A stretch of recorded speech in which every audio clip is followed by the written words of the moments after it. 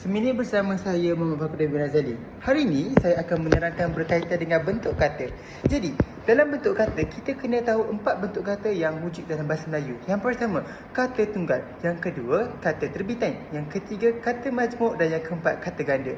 Kata tunggal adalah kata dasar yang tidak mengalami sebagai proses penyembuhan, penggandaan ataupun pemajmukan. Contoh, perkataan rumah, makan, buku, cantik dan cepat. Kata terbitan pula adalah kata yang terhasil daripada kata dasar melalui proses penyembuhan. Sebagai contoh, imbuhan awalan, imbuhan akhiran dan imbuhan apitan serta imbuhan sisipan. Sebagai contoh perkataan berjalan, membaca, makanan, kebersihan dan gementar.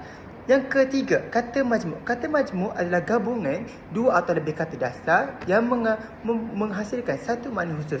Sebagai contoh, perkataan kereta api, tanda tangan dan jalan raya.